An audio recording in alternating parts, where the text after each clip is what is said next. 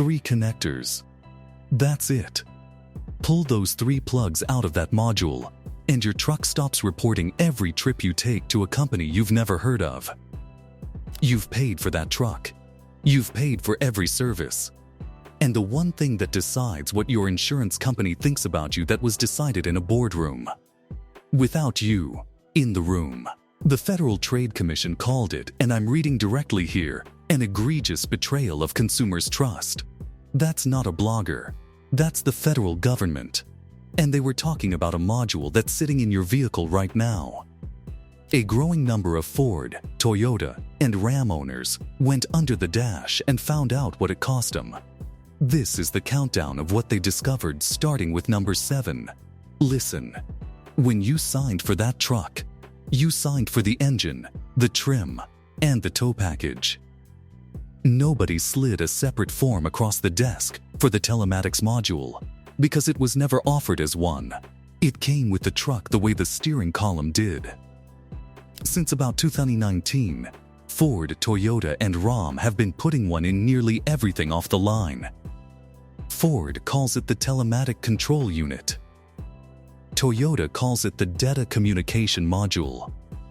Ram under Stellantis calls it the telematics box module. 3 names, 1 job. Sit on the car's internal network, listen to everything it hears, and send it back to the manufacturer over a cellular connection you never approved. It's got its own SIM card, its own antenna. It's not your phone, and it's not the nav screen, it's separate hardware, about the size of a paperback, wired in at the factory. Toyota's had them in since the 2018 Camry. That's in writing straight from their own Connected Analytic Services division. And in April of 2025, a Florida driver filed a federal lawsuit against Toyota, their data broker, and their insurance arm. Under the Federal Wiretap Act. Not a state consumer complaint. Federal wiretapping law, number 6, is where it gets colder. Before we get to what one RAV4 owner found after he'd canceled every connected service Toyota offered, you need to know what that off switch was actually built to do. Because it wasn't built to make the module stop. I've talked to owners who did everything right. One guy had a RAV4, took his privacy seriously. He canceled the Safety Connect, the Service Connect, every Toyota subscription on the list. Figured he'd handled it. Few weeks later, he pulled his full account history and found location data still sitting there. The car hadn't stopped. It had just stopped sending the alerts he could see. Here's what that toggle actually does. And I want to be clear about this, because it matters. The menu controls the convenience layer, the app that starts your truck from the kitchen, the maintenance alerts, the roadside button. What it doesn't touch is the cellular radio inside the module. That radio doesn't run on your account. It runs on a SIM that Toyota pays for. Canceling your subscription doesn't cut that wire. It just pulls the curtain. California's Attorney General put it in their complaint. The opt-out GM had offered its customers had zero effect on the data flowing to the brokers. The option they handed you was built to make you feel settled. It wasn't built to make the module stop. Mozilla Foundation reviewed 25 car brands for their Privacy Not Included report. Of those 25, exactly 2 gave drivers a real way to delete their data. Both of them are sold only in Europe, where the privacy laws have teeth. The off switch they gave you was built for you. That module's on somebody else's payroll. A Chevrolet Bolt owner, no accidents, no tickets, clean record, noticed his insurance had jumped 21%. He requested his file from LexisNexis. What came back was 258 pages, 640 trips, documented over 6 months. Start time, end time, distance, hard braking, every stretch over the limit. Some trips sampled every 3 seconds. He only went looking because of the premium. Most people don't go looking. There was another driver, Romeo Chico, turned down by 7 insurers in a row. A Liberty Mutual agent finally told him why. His own car had reported on him. GM had been selling that data to LexisNexis and Verisk through a program they called Smart Driver. The Federal Trade Commission looked at it and put it in writing. I'll read it exactly. An egregious betrayal of consumers' trust. That's a federal agency, not a blog post, not a forum complaint, a federal agency. In May of 2026, California settled with GM for $12.75 million, the largest fine ever under the state's consumer privacy law. GM had made roughly $20 million selling that data. They paid $12.75 million back, less than what they cleared. The FTC had gotten there first. Their order came down in January of 2026. No financial penalty, just the 5-year ban on selling it forward. And GM wasn't the only one. A Senate investigation found Hyundai had handed driving data from 1.7 million cars to Verisk. What Hyundai got paid for all of it was just over $1 million, 61 cents per car. That was the going rate for a year of knowing where 1.7 million families drove. Of the 3 brands we're tracking, Ford's owners were the first to pull the module out.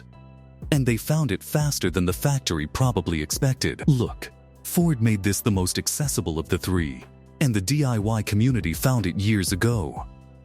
On a 2019 Escape, the module sits under the trunk floor, beneath the spare tire cover. On the F-150 and Super Duty trucks, it's bolted to the driver's side rear wall behind the back seat. A flashlight, a trim tool, and 20 minutes. One Ford owner wrote the whole job up on an enthusiast forum. Said he just didn't want his Escape sending his fuel level and odometer reading back to headquarters every morning. 3 connectors, 2 antenna cables, 1 power and data plug. His own words. Optionally discard the module in the dealership parking lot on your way out. There's a real cost, and honest owners say it plainly. Pull that module, and you lose automatic crash notification. Remote start. Stolen vehicle tracking. For some owners, that trade's unthinkable. For others, a truck that can't call for help is also a truck that can't report on its driver. Ford settled a connected vehicle privacy case with California's privacy regulators in 2026. Same data, same brokers, same pattern. But they didn't lock the module away. A lot of owners took that as permission. I'll tell ya, if this investigation's been useful, a subscribe keeps them coming. I put one of these out every week. Now, Toyota buried their module a lot deeper than Ford. And what owners built to get around it, that's the more interesting story. Toyota made the job harder. On a Highlander or a Tacoma, the module isn't under a trunk panel. It's behind the passenger side of the dashboard, next to the main computer. Getting to it means removing the glove box, the air vents, and a stretch of trim. And there's a catch. Disconnect Toyota's module the blunt way, and you lose your front right speaker and your hands-free microphone. Because Toyota routed them through it. Nobody routes audio through a telematics module by accident, so owners built around it. A bypass harness, about $20. A company called Auto Harness House makes one that fits 2020 through 2025 RAV4, Tacoma, Tundra, Highlander, and Camry. You unplug the factory module, plug the harness into the empty connectors. It tells the car the module's still present, just permanently out of range. Speaker works. Mic works. Car stops reporting. That matters because Toyota's data runs through a company called Connected Analytic Services, tied directly to Toyota's own insurance arm. 60 days of driving, and they can use what they've gathered to send you a personalized insurance quote. In April of 2025, a federal lawsuit landed against Toyota, Connected Analytic Services, and Progressive Insurance under the Federal Wiretap Act. The bypass harness ends that conversation before it starts. Toyota made the module hard to reach. Owners made it easy to ignore. Ram made the whole thing a different kind of project. If Toyota made removal inconvenient, Ram made it a genuine engineering problem. On a modern Ram, you can't just unplug the telematics box module and walk away. The truck notices, It throws errors across the dashboard. And RAM guards its diagnostic port behind a security gateway, a gatekeeper module that blocks the deeper access you'd need to clean it up. So the RAM community went in 3 steps. First, a security gateway bypass connector to open the diagnostic port back up. Second, physical removal of the module itself. Third, a laptop, a piece of software called of.You've, and a few hours rewriting the truck's body control settings one by one, telling it the module's gone, the cellular radio's gone, the GPS is gone. Stop searching for hardware that no longer exists.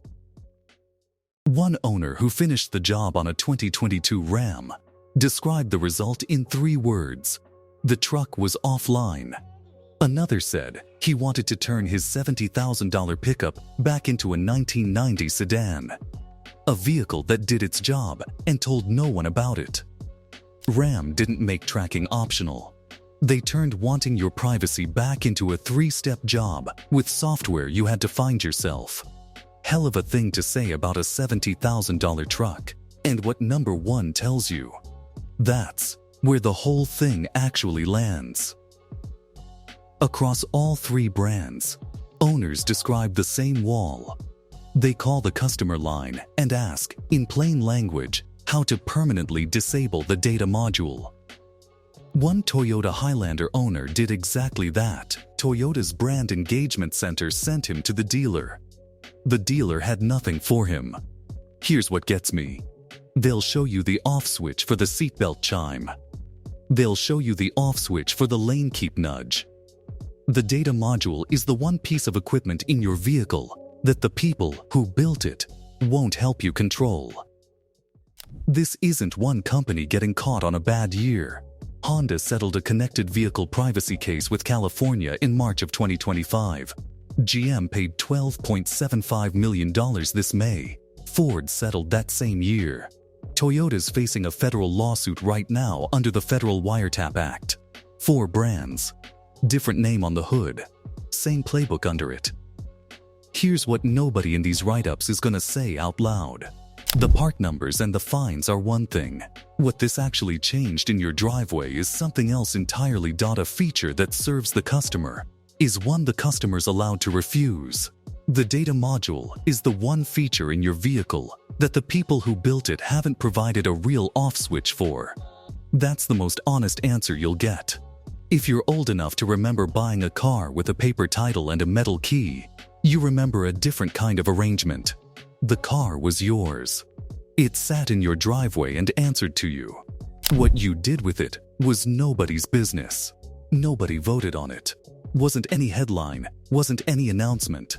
It ended quietly, one model year at a time, inside a part most owners will never see.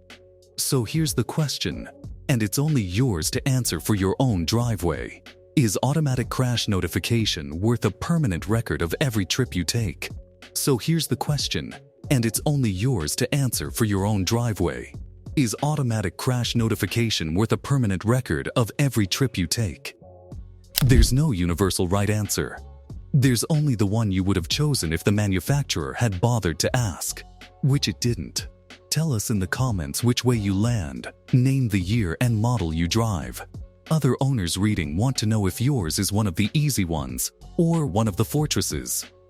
The next investigation covers something that happens at the dealership before you ever sign. Most buyers never catch it. By the time they do, it's already locked in. The car you drove home? You're not the only one who knows where it's been.